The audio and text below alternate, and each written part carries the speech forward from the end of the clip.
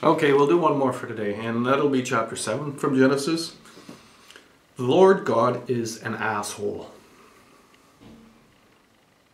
He told Noah, "Go into the ark." So Noah did, with family and 2 of everything, that's the unclean everything, and 14 of clean animals and birds.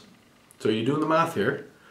So for you idiots that think such a thing is possible, we are talking several billion animals on a boat. Elephants, lizards, lions and bunnies, never mind all the plants. And for God to murder all the rest of life on earth, he imported water from the sky and under the ground. And it rained, and God was pleased because he murdered everyone. God's happy now. Except for Noah and family, of course. You motherfuckers who teach this shit is real need a good ass kicking. Tyrannical, whimsical, criminally insane, Lord God terror shit. Fuck off. Okay. Well, I don't think there's a whole lot more to say about that. We already mentioned that this thing is just simply not possible. Which means these idiots that are trying to build an ark in the United States of America, I think I forgot to explain about this, but they really are idiots.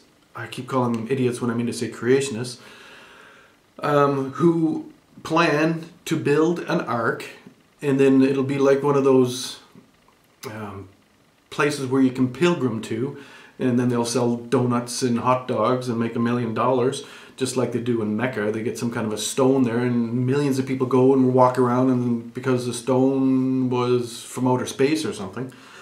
And the same things, of course, you've got that all over Europe, where you get the testicles of John the Baptist are in some church, so people walk 100,000 miles to see the testicles of John the Baptist.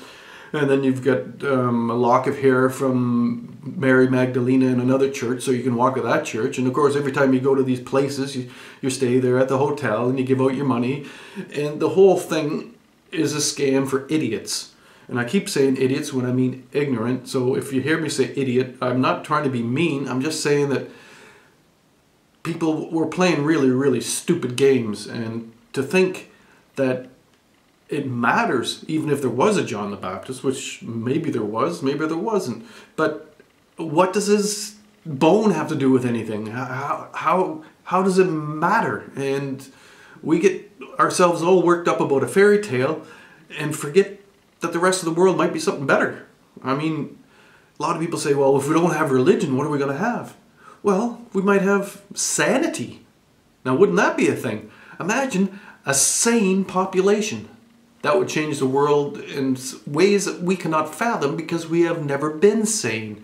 We started with our ideas in a way that there's no way. I mean, of course we're going to be mad. There's no way to avoid it. We've come from not knowing anything, being creatures like the rest of the creatures, and then suddenly, not so long ago, we've got the ability to think and to reflect, to understand that we are, understand that we live, and understand that we die. We haven't understood everything. We haven't understood arguably shit, but we're understanding more and more, and would be better for us if we spent our time trying to figure out what is instead of fighting for a cause that isn't. And some people will say, well, why do I bother with this book? Well, because there's so many people on this planet that live their life by it. The Christians, the Jews, and the Muslims, and all those other derivatives, all base their reality on this book, and nobody really understands what the book's about. So, that's why I'm going to try to explain to you that it's a book, and it's a fairy tale, and there's no need to kill somebody else when they tell you it's bullshit.